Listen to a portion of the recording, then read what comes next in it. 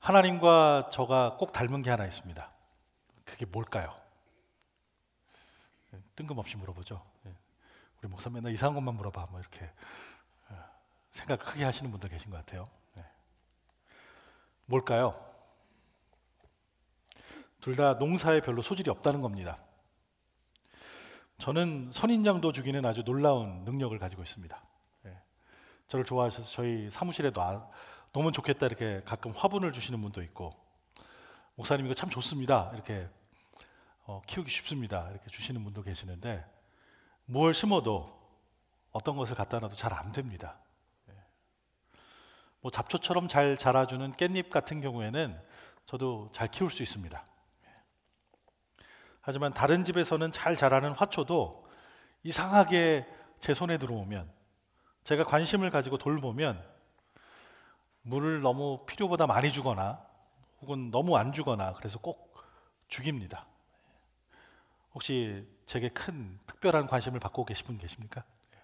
관심을 드릴 수는 있는데 조심하셔야 됩니다. 오늘 우리가 함께 읽은 본문인 이사야 말씀을 잘 보면 하나님도 같은 문제가 있으셨습니다. 하나님께서 땅을 파고 돌을 골라내고 아주 극상품의 포도나무를 심고 포도원을 아주 예쁘게 멋있게 잘 만들어 놓으셨습니다. 그렇지만 그 애지중지 땀 흘려 수고를 들여 돌본 포도나무가 자라지도 못하고 열매를 잘 못 맺는 그런 포도원이 되었습니다. 하나님도 저도 농사에 별로 소질이 없는 것처럼 보이죠. 물론 저와 하나님 사이에는 특별한 차이가 있습니다. 큰 차이가 있습니다. 제가 화초를 잘 기르지 못하는 것, 제가 이렇게 야채밭 그런 것들 잘 기르지 못하는 이유는 제가 그런 일을 잘 못하는 데 있습니다. 제 잘못이죠. 화초에 꼭 맞는 흙을 주는가, 때맞춰 거름을 주는가, 햇빛이 필요한 만큼 잘 받게 해주는가, 물을 더 주거나 덜 주거나 하는 그런 실수를 잘 몰라서 하는 그런 일들 때문에 죽입니다. 잡초도 잘 뽑아줘야 되는데 깜빡하고 놔두면 어느새 정글처럼 막 자란 그런 것들 보게 됩니다. 정작 길러야 하는 것들은 잘 안 자라고 잡초는 잘 자라요. 그죠? 그렇게 잡초들이 웃자라면 정말 정성을 들여서 여태까지 기르고 있던 것들은 그 잡초에 의해서 햇볕도 가려워지고 물도 뺏기고 영양분도 뺏겨서 말라 죽어가고 잡초만 아주 건강하게 무성하게 자라는 그런 정원을 보게 됩니다. 저는 그런데 하나님은 아주 훌륭한 정원직이십니다. 하나님께서는 당신의 포도원을 위해서 가장 좋은 땅을 준비하셨죠. 비옥한 흙도 잘 준비하시고 그 땅 아래, 흙 아래에 있는 바위와 돌들도 잘 골라내 주셨습니다. 그리고 포도나무가 잘 자라기에 필요한 적당량의 햇빛도 직접 주십니다. 그리고 그 귀한 포도원을 다른 못된 짐승들이 들어와서 해집어 놓을까봐 울타리도 직접 세우시죠. 그리고 이렇게 좋은 극상품의 포도나무를, 또 좋은 열매들을 누군가가 훔쳐갈까 해서 그 가운데다 망대도 세워서 잘 살펴보고 늘 함께 해 주셨습니다. 정말 만반의 준비를 다 갖췄죠. 이제 좋은 열매를 거두어서 거기 있는 술틀에 잘 짜서 포도주만 만들어 놓으면 아주 그럴싸한 포도원을 갖추게 되는 것이죠. 여러분, 포도나무를 왜 심을까요? 왜 포도나무를 심고 거기다 거름을 줄까요? 포도를 먹기 위해서 그런 거죠. 포도나무 심어놓고 거름 막 주고 복숭아 먹고 싶어하는 사람 없잖아요. 그죠? 여기서 수박이 좀 달렸으면, 이런 말도 안 되는 걸 바라진 않죠. 무엇인가 그 과일나무를 심으면 거기서 그 과일 열매를 따기 위해서 거기다 심는 거죠. 포도는 많은 사람에게 생명을 줍니다. 그 과일로서 또 그 주스로서 생명을 주죠. 잘 정리된 포도원은 이런 생명을 주는 포도를 맺는 포도나무에게 주어진 땅이죠. 거기에 집을 짓고 가게를 짓고 사는 게 아니라 포도나무들이 잘 자랄 수 있게 그렇게 보호해 주면서 그 땅을 맡겨주는 거죠. 주인은 이를 위해서 애써서 밭에서 돌들도 뽑아내고 울타리를 치고 나무를 심고 양분을 줍니다. 포도를 위해서, 생명을 주는 열매를 위해서. 다른 식물들을 뽑아냅니다. 포도나무가 잘 자랄 수 있도록 양분을 몰아주는 거죠. 집중해 주는 거죠. 그런데 그렇게 애지중지하면서 아끼고 돌보며 세운 포도나무에서 돈 주고 사 먹기 아까운, 아니 도저히 먹을 수 없는 들포도가 잔뜩 맺혔습니다. 오늘 본문에 나오는 하나님은 한쪽이 썩어버린 토마토나 말라 비틀어진 오이를 대하는 게 아닙니다. 정말 포도 열매, 포도나무랑 직접 얘기하시는 것도 아니죠. 문자적으로 들포도 맺은 걸 갖고 뭐라고 하시는 게 아닙니다. 하나님이 이렇게 얘기하시는 대상은, 그 포도원은 사실 이스라엘 백성이었습니다. 그리고 하나님께서 당신이 하실 수 있는 모든 것들을 성실하게 정원지기로서 하나님이 약속하신 것을 다 해서 돌보셨음에도 불구하고 그 약속의 상대자인 이스라엘은 합당한 열매를 맺지 못했습니다. 오늘 본문에 나오는 포도나무는 나무로서의 기능을 상실해버렸습니다. 웬일인지 포도나무가 포도 맺는 것을 거부한 거죠. 포도나무인데 포도 열매 생산하기를 거부합니다. 자신이 지음받은 목적을, 자신의 위치를 망각하고 그것들을 잊어버린 거죠. 자신의 목적을 까먹은 겁니다. 이는 여인이 아내와 어머니로서 역할을 하기 싫어하는 것과 마찬가지입니다. 남편으로서, 가장으로서 가족 돌보기를 거절하는 것과 같습니다. 우리 주변을 보면 깨어진 가정들이 참 많아요.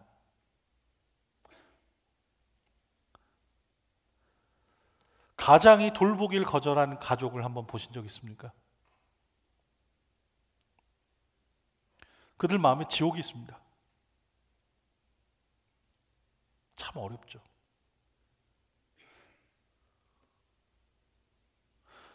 그래서 인자 없는 무너진 포도원과 같습니다. 아무도 이 세상 풍파를 막아주지 못하죠. 어머니가 떠나는 그런 가족을 본 적 있습니까? 슬픔이 가득합니다. 성경 표현에 보면 바깥 어두운 곳, 이런 말이 나오는데 정말 바깥 어두운 곳에서 슬픔과 아픔을 온몸으로 감내해야 하는 가족들이 거기 있습니다. 어머니가 없으면 가정이 그렇게 되죠. 그것은 그들이 가족을, 생명의 열매라는 것을 잊고 다른 것을 선택할 때 벌어지는 일이죠. 하나님의 포도원인 이스라엘은 포도원으로서 열매를 맺어야 하는데 정의와 공의로 하나님이 계획하고 하나님이 바라시는 열매를 맺어야 하는데 이스라엘은 정의와 공의라는 열매 대신에 피 흘림과 울부짖음이라는 그런 열매를 맺게 되었습니다. 오늘 이 포도원의 노래에 나오는 그 포도원 이야기는 비유입니다. 실제로 있는 일은 아니죠. 사실 하나님께서 이스라엘을 열방 속에서 살아가면서 하나님의 뜻을 실현하는 그 모범이 되기를 바라시며 그 안에 심은 것을 상징하는 그런 말씀입니다. 하나님께서는 이스라엘을 특별하게 구별해 주셨습니다. 세상의 많은 민족 중에 이스라엘 민족을 하나님이 택하셨고 구별하셨어요. 그리고 마치 여러 땅 중에서 포도나무들을 위해서 구별된 땅을 준비한 것처럼 아주 비옥한 그 아름다운 산지 비탈에 하나님께서 약속의 땅 가나안을 만들어 주셨어요. 그리고 그 12지파가 거기 가서 다 들어가서 살 수 있도록 그것을 비옥하게 만들어서 그곳에 심어 주셨어요. 거기 들어가서 살 수 있도록, 그 땅을 지배하며 살 수 있도록 하나님께서 그들과 함께 하셔서 전쟁을 통하여, 그 선포를 통하여서 그 땅이 이스라엘의 땅이 되도록 그렇게 해주셨습니다.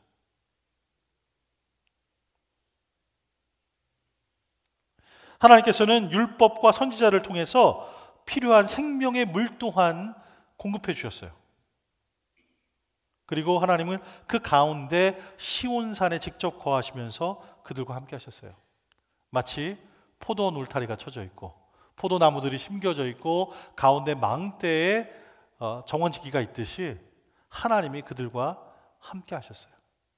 구약 성경에 보면 이 약속의 땅을 얘기할 때 늘 젖과 꿀이 흐르는 땅 이렇게 표현됩니다. 풍성하고 비옥하죠. 하나님께서 예비해 주신 것은 그렇습니다. 구별하셔서 이스라엘 백성을 거기 그렇게 심어줬죠. 그런데 이스라엘은 우상 숭배라는 이방 잡신들의 잡초를 받아들입니다.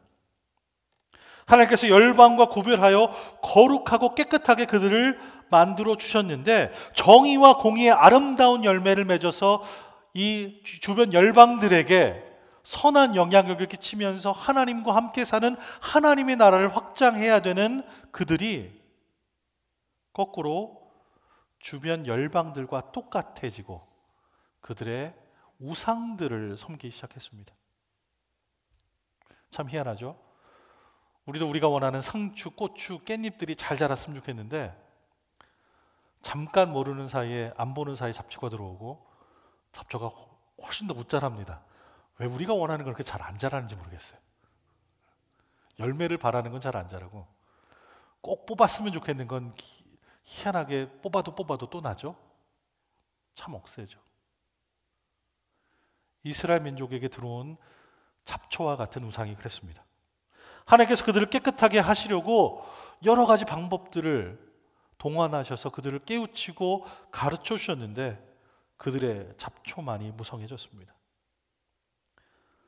포도나무가 포도의 열매를 맺지 못하니 더 이상 값어치가 없는 것처럼 포도원 주인이신 하나님은 포도나무인 이스라엘을 거기에 둘 이유를 잊어버리셨습니다.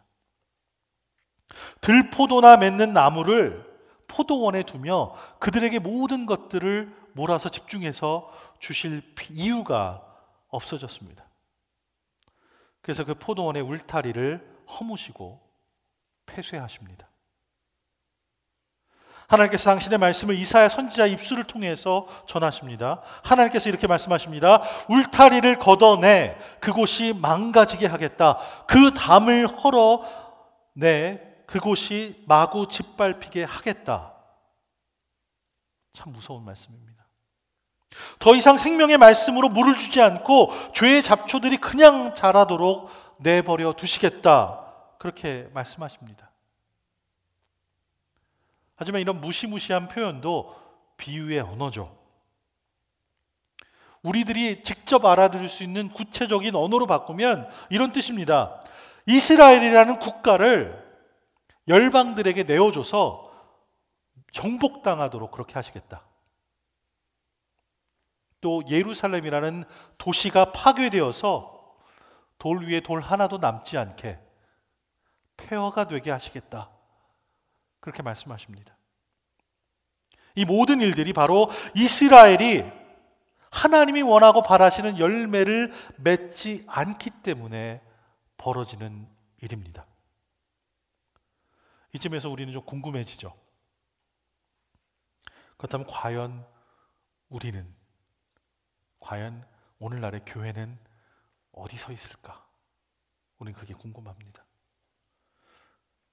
여러분, 우리는 하나님께서 바라시고 원하시는 열매를 풍성하게 맺고 있습니까? 과연 오늘날의 교회는 하나님을 향해 온전히 서 있습니까? 제자들을 향하신 예수님의 마지막 명령은 이렇습니다. 서로를 사랑해라. 그리고 세상 끝까지 찾아가 복음을 전해라.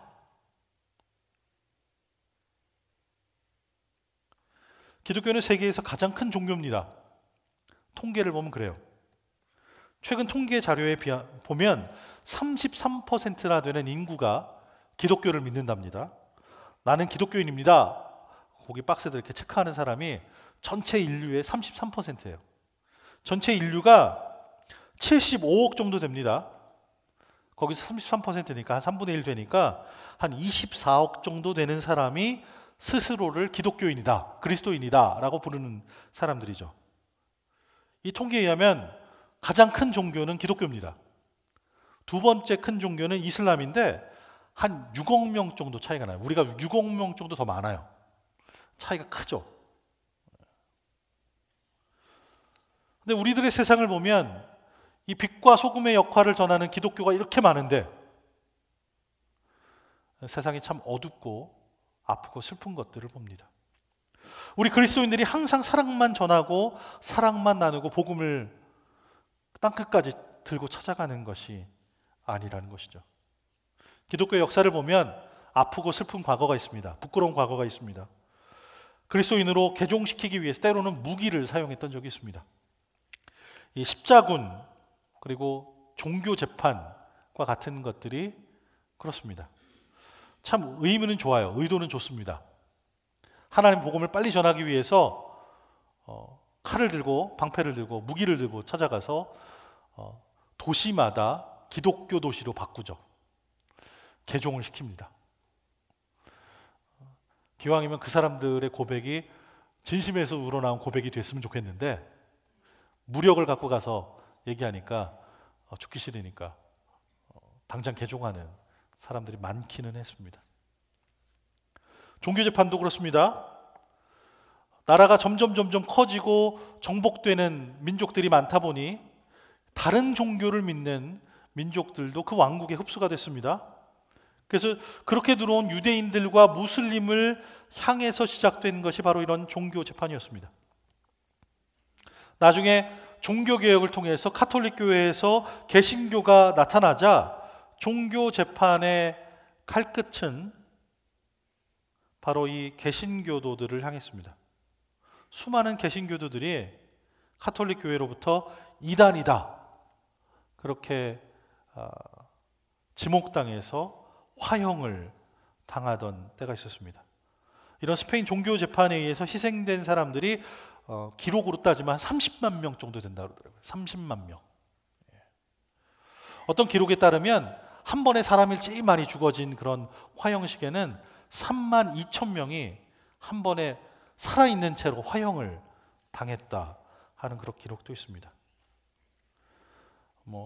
한편에 희생자 수를 좀 크게 잡고 있는 어떤 기록을 보면 30만 명이 아니라 한 200만 명 정도 종교재판에 의해서 죽음을 당했다 그렇게 얘기하고 있는 것이죠. 바로 이것이 교회가 예수님의 명령을 잘 순종하지 못했다는 증거가 됩니다. 하나님의 뜻을 하나님의 방법으로 하나님의 선하신 뜻대로 지켜야 하는데 그러지 못한 모습으로 그런 결과로 우리에게 보여지죠. 우리가 살아가는 오늘날에도 수많은 사람들이 그리스도인이라는 이름으로 서로를 죽이고 서로를 다치게 합니다. 서로 가지고 있는 신학적 관점이 다르다는 이유 때문에 그렇습니다. 20세기에 벌어진 여러 가지 역사적 일들에 보면 그 갈등의 양쪽에 그리스도인들이 있었던 것을 보게 되죠. 우리가 살아가고 있는 미국 땅에도 남과 북이 전쟁을 하는데 같은 전쟁터에 나가는 남쪽 장군과 북쪽 장군이 다 하나님께 기도를 하고 나가요. 우리에게 승리를 허락하소서. 과연 하나님은 어느 편이실까요?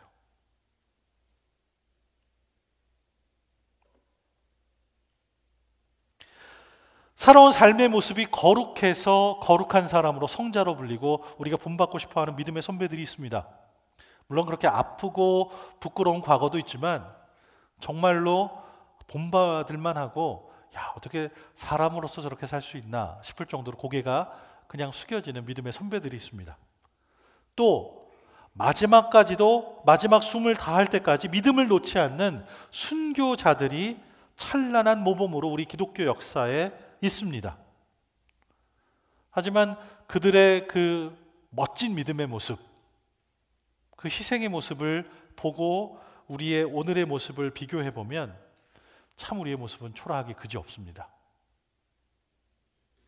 정의와 공의의 열매를 맺어야 하는데 피 흘림과 부르짖음으로 울부짖음으로 열매를 맺은 것과 마찬가지로 우리도 예수 그리스도의 복음을 전해야 하는데 우리가 전하고 있는 것은 과연 순수한 예수 그리스도의 복음인가? 우리는 우리의 모습을 돌아보아야만 합니다. 예전에 복음 전할 때 이렇게 전했죠. 예수 천당 불신지옥, 예수 믿고 구원 받으세요, 예수 믿고 천국 가세요. 근데 어느 날부터 이렇게 복음 전하는 것들이 바뀝니다. 예수 믿고 돈 많이 버세요, 예수 믿고 대박 나세요, 예수 믿고 성공하세요. 성경적이지 않죠. 뭔가 그럴싸한데 우리가 전하고 있는 것이 예수 그리스도의 복음만이 아니라는 것을, 우리의 잘못된 모습을 보게 됩니다.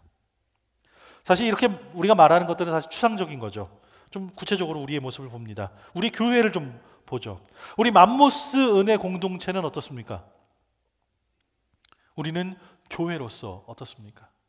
우리 주보 맨 위에 보면 몇 권 몇 호 이렇게 나오죠. 우리가 함께 모여서 믿음의 공동체로 예배를 드린 것인지 43년이 되어 갑니다. 주보 맨 위에 보면 이제 몇 년 정도 되는지 나오니까 우리가 그 세월들을 가늠할 수 있겠습니다. 43년 전에 한인들이 함께 모여서 이 지역에 교회가 없는 것을 안타까워하는 그런 마음을 가졌습니다. 교회가 있으면 참 좋겠다 하는 필요를 봤죠. 물론 한 사람 한 사람들은 하나님께 예배 드리던 그 습관대로 자신의 처소에서 예배를 드릴 수 있습니다. 하지만 아직 믿음을 모르는 사람들은 좀 교회가 있어 줘서 그들이 함께 모여서 예배 드리면서 배울 수 있는 공간이 필요하죠. 또 영어가 좀 편한 분들은 영어 하는 곳에 가서 예배를 드릴 수 있습니다. 근데 꼭 한국말로 예배를 드릴 필요가 있는 거죠. 영어를 아무리 잘해도 우리의 마음을 울리고 우리의 심령을 찌르는 언어가 한국 사람에게 한국말이잖아요. 기왕이면 한국말로 예배를 드렸으면 좋겠다 하는 안타까운 마음이 거기 있었습니다. 하나님의 놀라우신 사랑과 예수 그리스도의 은혜와 성령님이 동행해 주시는 이 경험을 우리 이웃과 함께 나누고 싶고 우리 친구들과 함께 나누고 싶고 우리 가족들과 함께 나누고 싶은데 그런 공동체가 있으면 좋겠다, 교회가 있으면 좋겠다 하는 필요와 안타까움이 거기 있었습니다. 그래서 이곳에 맘모스 연합교회를 세우겠다고 모였던 사람들의 마음이 있었습니다. 귀한 마음이죠. 거기에 하나님께서 귀한 믿음의 씨앗 또한 허락하여 주셨습니다. 제가 부임한 한 2년 전쯤에 창립 큰 행사가 있어서 창립 즈음에 함께 하셨던 그런 어르신들을 모시고 함께 비디오 찍으면서 인터뷰를 하면서 이런저런 이야기를 들었습니다. 많은 이야기를 들었죠. 그 안에는 눈물 나는 우리 이민자들의 이민 초창기 어려운 이야기들 들었습니다. 말도 안 통하고 여기서 사는 법도 낯설고 잡고 하는 것도 어렵고 가족들 먹여 살리는 것, 아이들 학교 보내는 것 어려웠던 그런 이야기들을 나눠주셨습니다. 또 하나님께서 도와주셔서 기쁘고 행복하게 풍성한 열매를 나누었던 이야기도 그 안에 있었습니다. 그리고 때로는 서로 마주하는 것도 힘들었던 어둡고 어려웠던 때의 이야기도 있었습니다. 아무것도 없던 것에 교회가 세워지기 위해서 참으로 많은 분들이 보이지 않는 희생을 감당하셨습니다. 어떤 이야기에는 무용담처럼 들리기도 하고요. 어떤 이야기들은 부끄럽고 쑥스러운 옛 기억으로 돌려지기도 했습니다. 또 어떤 이야기는 아픈 상처인데 또 다시 한번 얘기하는 것을 좀 그만두고 싶다, 좀 덮어두고 싶다 하는 상처의 이야기로 들기도 했습니다. 그리고 오늘 우리는 여기 있습니다. 우리 모두는 이 귀한 하나님의 사역에 하나님께서 투자를 하시고 우리를 심어주셔서 우리가 한 몸을 이룬 그런 선한 청지기들의 모임입니다. 우리는 여기서 하나님의 복음을 나누면서 전합니다. 우리 교회가 43년 전 그때보다 더 성장했고 더 자랐죠. 여태까지 역사 속에서, 우리 교회 역사 속에서 많은 성경 공부 모임들이 있었습니다. 많은 속회 모임들이 있었죠. 기도회가 있었습니다. 새벽과 낮, 저녁과 밤 늦은 시간에 모여서 주님을 높여드리는 각양각색의 예배들이 있었습니다. 또 서로 간증을 나누고 함께 웃고 함께 울던 우리가 있었습니다. 사역이라는 이름으로 여러 모양의 가깝고 먼 세상을 향해 행하던 선교와 봉사와 전도가 있어 왔습니다. 하지만 그 많은 것들, 그리고 우리가 지금 하고 있는 것들에 우리는 물어봐야 할 중요한 질문이 있습니다. 우리는 얼마나 성실하게 주님의 사명을 감당하고 있는가 하는 것입니다. 이스라엘 백성들처럼 하나님께서는 우리 한 사람 한 사람을 위해서 비옥한 땅을 마련하시고 우리를 이 땅에 심어주셨습니다. 하나님께서는 당신의 성령과 말씀으로 우리에게 필요한 영적 물과 생명의 햇빛을 공급하여 주셨습니다. 우리 모두는 사랑과 믿음, 공의와 정의라는 열매를 맺어야만 하죠. 이사야 때의 이스라엘 백성들은 하나님께서 기대하셨던 열매를 맺지 못했습니다. 하나님께서 농사의 재주가 없으셔서 열매를 거두지 못한 것이 아니었습니다. 이스라엘이라는 포도원이, 이스라엘 백성이라는 포도나무들이 성실하지 못해서, 믿음이 없어서 그들은 열매를 맺어드리지 못했죠. 그래서 하나님이 열매 맺지 못한 그 포도원을, 포도나무들을, 그 이스라엘을 심판하셨습니다. 우리는 각자에게 물어봐야 합니다. 스스로 물어봐야 합니다. 나는 하나님이 기뻐하시는 정의와 공의의 열매를 맺고 있는가? 여러분들 어떠세요? 솔직하게 말씀드리면 저는 몇 상자나 되는 양의 풍성한 들포도를 하나님께 맺어드렸습니다. 하나님께서는 분명히 원하신 게 있는데 제가 제 고집 피고 제 뜻을 꺾지 못해서 맺어드린 들포도가 어마어마하게 많습니다. 주님의 말씀을 은혜로 받을 때면 굳은 결심들이 있죠. 찔리면 하나님께서 우리를 성령으로 충만하게 하시면 그 안에 결심들이 생겨요. 결단들이 생기죠. 하나님께 풍성하게 맺어드려야지, 하나님의 뜻대로 내가 살아야지, 그런 결심을 합니다. 근데 삶의 자리로 돌아가면 굳은 결심이 어디 있는지 그냥 온데간데 없습니다. 때로는 삶의 자리로 돌아가는 저 주차장에 가서 자동차에 올라서면서 머리에서 싹 사라져버려요. 때로는 저기 나가면서 우리 함께 믿음 생활하는 형제 자매랑 이런저런 얘기하다 보면 내가 결심을 했다는 사실 또한 사라져버립니다. 우리 스스로에게 정말로 진실하다면 우리 모두는 그런 경험이 있었노라, 내가 그런 들포도를 맺어드렸노라 인정할 수밖에 없습니다. 오늘날의 교회가 그렇죠. 날마다 예수 그리스도를 얘기하고 그분이 우리의 구원자이심을 말하고는 있지만 우리의 진정한 구원자를 알지 못하고 우리 진정한 구원자이신 하나님과 예수님과 소통하며 살지 못한 채 예수님의 이름만을 부르는 경우가 많습니다. 하나님의 꿈을 꾸고 하나님이 원하시는 그 꿈을 위해서 일하고 하나님의 꿈을 이루는 삶을 살아야 하는데, 이 교회에 나와서 하나님께 예배하고 예수님의 이름을 부르는 그 목적이 내 꿈을 이루기 위해서 하나님의 전지전능하심을 이용할 때가 많습니다. 내 꿈을 위해서, 내 바램을 위해서, 내 욕심을 위해서, 내 자녀가 잘 되는 것을 위해서 내 방법만을 고집하죠. 그리고 거기에다가 예수님을 얹습니다. 우리가 예수 그리스도의 이름만을 부르짖는 행위를 한다고 다 하나님을 따라하고 하나님을 예배하고 하나님의 꿈을 이루어드리는 것이 아닌 것이죠. 진정한 의미와 그분이 누구신지, 내 삶에 그분이 어떤 역할을 하시는지, 나에게 무엇을 바라시는지, 그것을 무시한 채 내 마음대로 내가 원하는 때 하나님의 이름을 부른다고 나는 그리스도인인 양 살아가고 있는 우리의 모습을 봅니다. 내 삶에 오셔서 나를 구원해 주시고 내 삶 전체를 다스리시는 그분이 행하시는 참 복음의 의미를 우리는 알아야 합니다.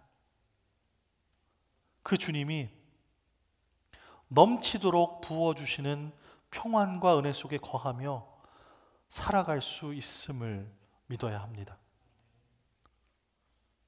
우리는 무엇을 어떻게 해야 할까요? 오늘 본문에 나오는 이스라엘의 실수를 통해서 우리는 배워야 합니다. 우리 모두가 한 몸을 이룬 교회로서, 그리고 한 사람 한 사람 개인으로서 우리는 하나님께 집중해야 합니다. 올해 표어가 힘써 하나님을 알자잖아요. 하나님의 이름만 부르는 것이 아니라 하나님을 알고 하나님과 깊은 사귐이 있어서 하나님이 나에게 무엇을 원하시는지를 깨달아야 합니다. 하나님께 나아가서 우리의 삶에 신실하지 못한 우리의 마음을 고백해야 합니다. 이 하나님의 포도원 안에 들어왔는데 여전히 우리는 세상 잣대로 살아가요. 하나님의 법으로 살아야 하는데 이 세상 법대로 살아가는 게 많아요.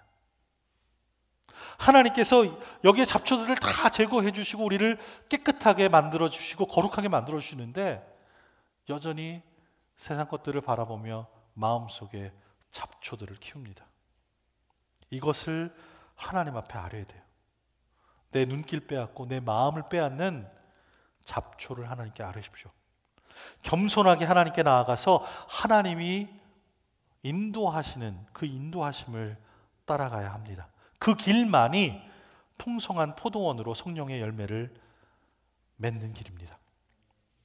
나무는 열매가 있을 때 그 의미가 있듯이 우리 사람들은 생명을 다른 사람에게 전해줄 때 우리 삶의 이유를, 목적을 발견합니다. 내 삶에 관한 애착이 아니라 생명을 살리는 일에 관한 사랑과 애착이 필요하죠. 즉 예수 그리스도를 통해 하나님께서 우리에게 가르쳐 주신 우리의 삶의 길이 그것입니다. 하나님이 기뻐하신 나무는 그런 나무입니다. 우리의 삶의 마지막에 주님께서 분명히 심판하시며 셈을하십니다. 너는 어떤 인생을 살아왔는지, 어떤 열매를 맺었는지 셈을하십니다. 그때 하나님 앞에 서서 저는 제 마음대로 살았습니다. 한 세상 잘 살았습니다. 그렇게 답을 하면 하나님 기뻐하실까요? 그것보다 더 좋은 대답들이 있겠습니다. 다른 사람에게 생명을 복돋아 주는 그런 삶을 살았습니다. 절망에 빠진 사람을 일으켜주는 삶을 살았습니다. 또 다른 생명 낳는 일에 열심을 다했습니다.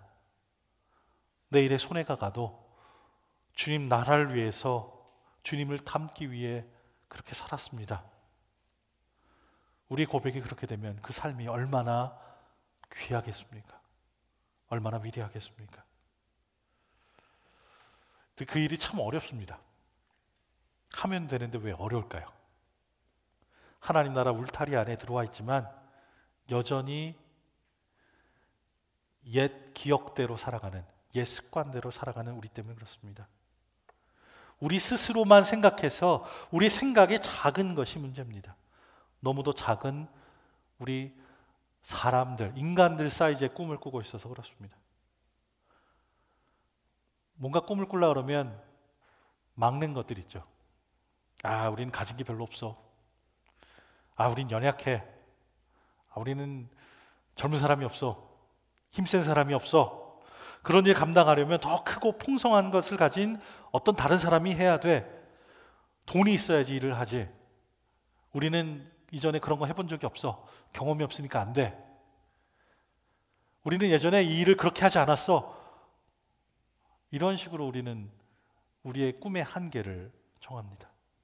전지전능하신 하나님을 섬기면서 무한하신 사랑과 은혜를 베푸시는 하나님과 함께 동행하면서도 여전히 하나님 크기의 꿈을 꾸지 않고 작은 우리 사이즈의 우리의 한계 안에서 꿈을 꾸기 때문입니다. 하나님께서 어떻게 일하실지, 어떤 기적을 보여주실지, 하나님이 어떤 길로 인도하실지 기대하면서 뛰는 가슴이 없다면 시작하기 전에 이미 그 게임은 끝난 게임입니다. 하나님께서 반드시 우리를 회복시키며 일으키십니다. 하나님의 빛을 전하는 거룩한 사자로서 우리를 끝까지 온전하게 세워주실 것입니다. 여러분 삶의 자리에서 하나님의 빛을 발하고 믿지 않는 영혼들이 그 빛을 보고 주님께 돌아올 수 있도록 하는 그 역할을 감당하시기 바랍니다. 그 일을 묵묵히 감당하면 어느샌가 싱그럽고 풍성한 포도가 주렁주렁 열리는 포도나무와 같은 우리의 삶을 보게 될 것입니다. 하나님께 귀한 열매를 드리는 이 성장의 계절을 잘 보내시는 저와 여러분 되시길 주님의 이름으로 축원합니다. 기도하시겠습니다.